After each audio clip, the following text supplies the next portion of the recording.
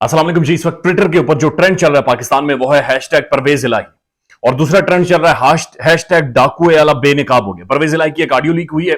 और उस audio leak में जिस तरह की गलीज जुबान इस्तेमाल कर रहे हैं, जिस तरह की मां बहन की वो गालियां दे रहे हैं फवाद चौधरी को, ऐसी जुबान शायद अड्डों पर भी इस्तेमाल नहीं होती, शायद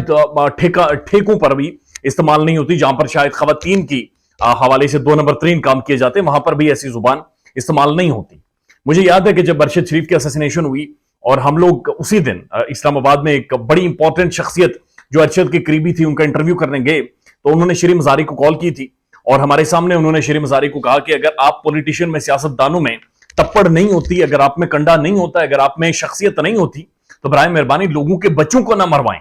कम अज कम लोगों के काबिल और नौजवान बच्चों को ना मरवाएं, क्योंकि अभी तक खान साहब वहां पर अरशद शरीफ के घर नहीं पहुंचे थे और ये बहरहाल उन्होंने अल्फाज कहे। तब ऐसा महसूस हो रहा है जैसे परवेज इलाही साहब काफी लंबे अरसे से किसी और के कहने पर कामकाज करते रहे, किसी और के कहने पर बहुत सारी बातें करते रहे, और यहां तक कि उन्होंने कहा कि जनरल बाजवा उन्हें डिक्टेट किया करते थे या उन्हें गाइड किया करते थे कि तुम खान साहब की तरफ चले जाओ, और यहां तक कि बाकायदा वो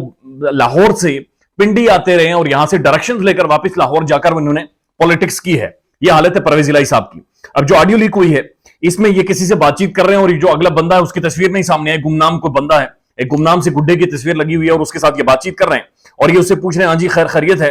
तो परवेज इलाही साहब कह रहे हैं जी बड़ा ठीक जा रहा है सब काम। उसके बाद वो कहते हैं, गाली देकर कहते हैं कि फवाद चौधरी नु लेट फड़िया ने, यानी उसकी बहन को गाली देकर फवाद चौधरी को ये कहते हैं कि फवाद नु लेट फड़िया ने। उसके बाद इसे मां की गाली देकर कहते हैं कि इसनु पहले फड़ लेंदे ते असैम्बलियां नासन टूटनियां, यानी असैम्बलियां नहीं टूटती अगर ये पहले इसको पकड़ लेते तो। उसके बाद फिर गाली देते और फिर कहते हैं कि इन्होंने हमारे ऊपर ही जोर लगाया हुआ था, थोड़ा इनको भी पकड़ें ताकि पता चले। ये अपने फेलो पॉलिटिशियन के हवाले से, एक साबिक वजीर के हवाले से,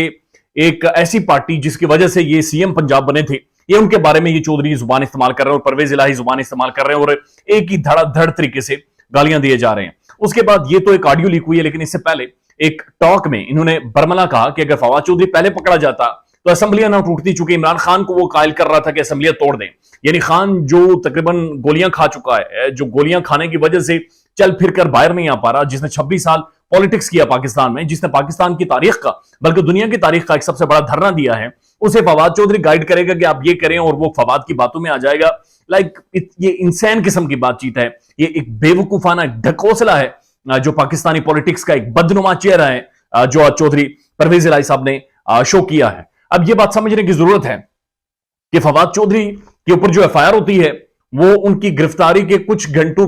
बाद होती है, यानी गिरफ्तार करके फवाद चौधरी को उसके बाद एफआईआर की जाती है। होता ये एफआईआर होती है फिर जाकर आप गिरफ्तार करते हैं, लेकिन पहले बंदा पकड़ा गया, गिरफ्तार किया गया और उसके बाद उसके ऊपर एफआईआर होती है और फिर जिस तरह से उसे इस्लामाबाद लाया गया और आईजी पंजाब ने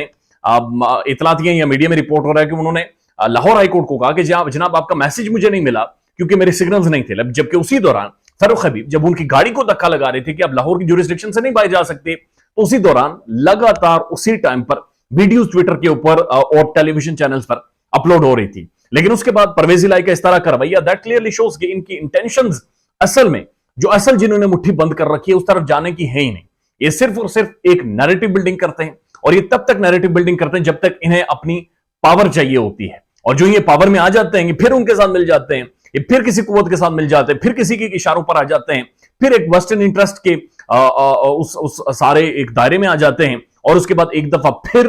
अपनी अपोजिशन पर या दूसरी हुकूमतों को दबाना शुरू कर देते हैं और फिर किसी के 2-3 बच्चे मरवा देते हैं। दिस इज हाउ ये पॉलिटिक्स कर रहे हैं। बदकिस्मती ये है कि बदनुमा दाग ऐसे पॉलिटिशियंस हैं जो उसूली सियासत पाकिस्तान में नहीं करते बल्कि सियासत को इस्तेमाल करते, और ऐसे लोगों के बारे में अरशद शरीफ ने कहा था कि ये बहरूपिये हैं और इन्हें पहचानने की जरूरत है। ख्याल रखिएगा अपना। अल्लाह हाफिज।